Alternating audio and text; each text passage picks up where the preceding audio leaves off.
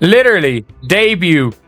It's got to be when she plays Caitlin Clark. So they obviously ended up debuting at All-Star Weekend because Caitlin didn't play when they were in Chicago, and Caitlin didn't play, or Caitlin's not playing in this game, so they're debuting at All-Star Weekend.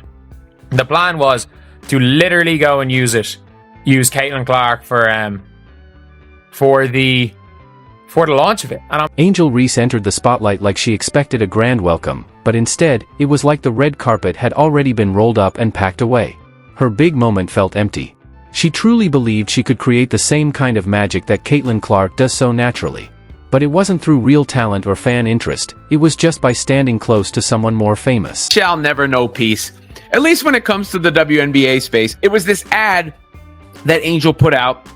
And I don't know if this is part of a larger campaign where it's going to be similar themes in similar places, but because of where the WNBA All-Star Game is, and because of who plays on the Indiana Fever in the home city of the WNBA All-Star Game, it's going to raise some eyebrows. The 2025 WNBA All-Star Game was supposed to be Angel Reese's big breakthrough. She had everything planned, the launch of her Reebok signature shoe, her I'm in Your City marketing campaign, and doing it all in Caitlin Clark's hometown, Indianapolis.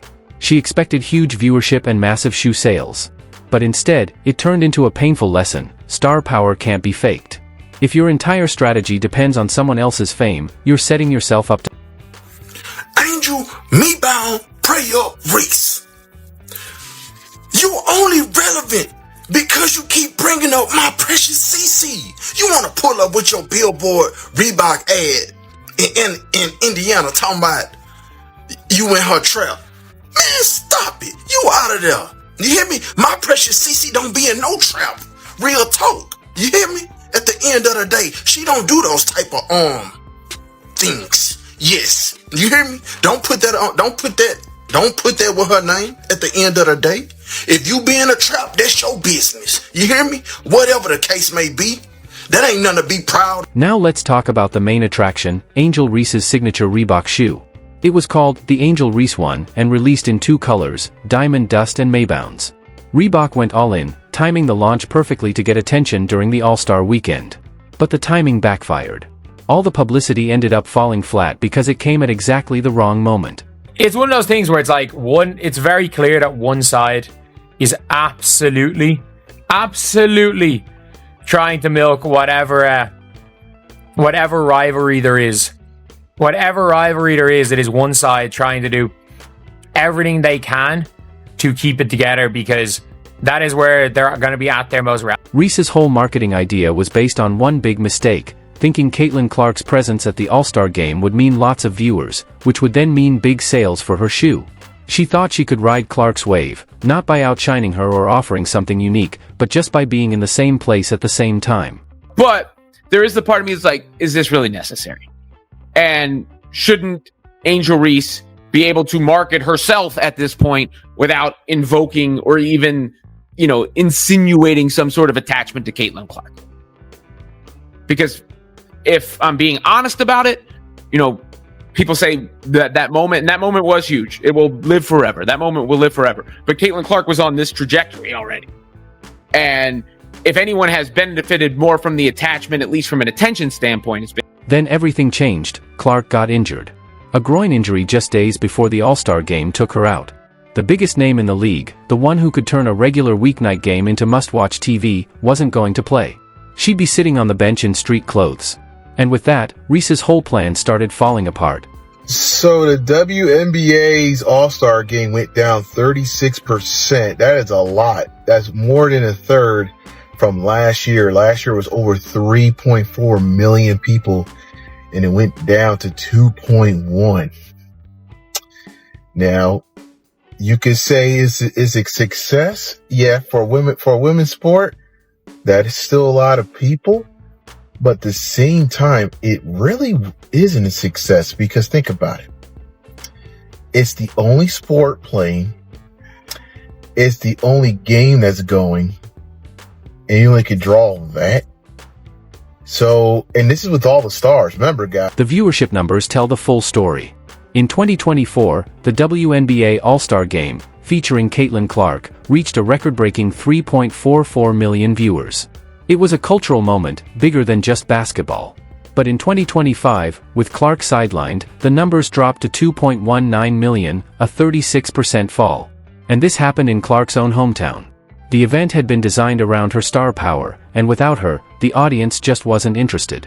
But the WNBA All-Star Game ratings have come out, and all I could think of right off the bat was 4 little letters. FAFO. F around and find out. You bleep around and find out what this league looks like without Caitlin Clark being involved in your biggest events. Kathy Engelbert, this should be a perfect example of why you need to get your officiating cleaned up, and you need to have a talk with your players in the league. Angel Reese saw her marketing dreams crash in real time. Ticket prices, which were expected to rise, instead dropped by 48% when Clark was ruled out, from $121 down to $64. Not even the resale market could fix it. Fans weren't paying premium prices for a game without the league's most exciting player. Reese's "I'm in Your City" campaign, meant to look bold and powerful, ended up looking completely out of touch. She tried to take over Indianapolis, Clark City, at a time when Clark wasn't even playing. WNBA All-Star Weekend is supposed to be the star of all stars. All the big dogs is out. Asia Wilson, Sabrina Ionescu, Brianna Stewart, everybody's out. The big dogs are out. You got the rookie, you got Angel Reese, Miss Me Too. All of the stars are here. And look at this news.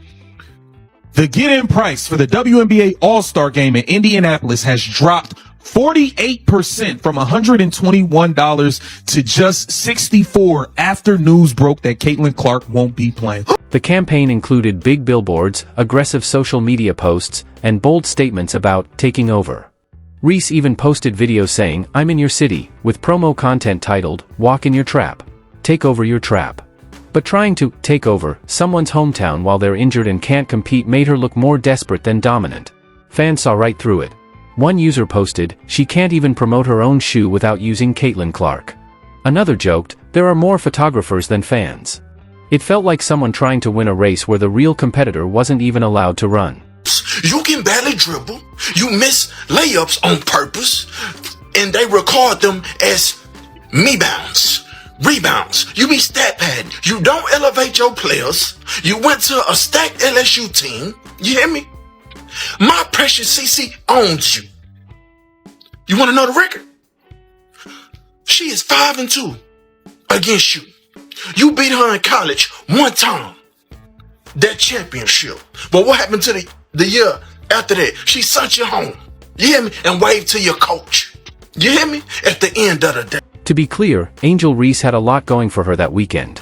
She was in Clark City. Her new shoe was launching. She had ads and billboards everywhere. She even had home court advantage with the All-Star Game being played right there. And still, nobody cared. The WNBA tried to spin the viewership numbers by comparing 2025's 2.19 million to 2023's 850,000. But they skipped over 2024's 3.44 million, which was driven by Clark. It was obvious the league had dropped back to old numbers without her. Even the Friday night skills events, like the three-point contest, got 1.32 million viewers, a 90% jump from the year before. But that wasn't because of Reese or anyone else. That was still the Caitlin Clark effect, fans tuning in just hoping to see her. Fans sent a blatant message, a shot across thou bow. All right, and your ship, well, without Caitlin Clark, the WNBA and all their pay us what you owe us action, that action will sink. That action will sink. Woo! WNBA All-Star Game sees ratings drop without Caitlin Clark, and it's ugly. It's real ugly. Who is it? Reese's biggest mistake wasn't just about bad timing. It was about misunderstanding what makes fans care. She saw Clark's shoe success and thought she could do the same. Clark's Nike Kobe 5 Pro sold out instantly and was reselling for over $600. So Reese assumed her shoe would follow the same path. But Clark's shoes sell because fans love her for real reasons: her amazing skills, her personality, and her authenticity. When Nike signed Clark to an 8-year, $28 million deal, it wasn't just about hype. It was about investing in a once-in-a-generation star. Experts believe Clark's own signature shoe, set to release in 2026, could become a $100 to $150 million business. That's not based on hope, it's based on real demand, built over years of packed stadiums and record-breaking games. Meanwhile, Angel Reese's shoe was launched to a world that barely noticed. Her campaign looked more desperate than confident. And in the end, she learned the hard way, you can't fake being a star. There's no comparison between y'all two. You hear me? And she has a $28 million Nike deal. Nike is better than Reebok last time I checked. And Angel, me bound pray up Reese. Last time I checked, you said Indianapolis was racist and they was dangerous. Why did you show up? Because you could have just watched from the crib. You hear me? So let me tell you this. Please stop associating my precious CC with the trap. She don't know what a trap is. At the end of the day, she might know what a rat trap or mouse trap is, okay? But anything else other than that, please do not. No, we not gonna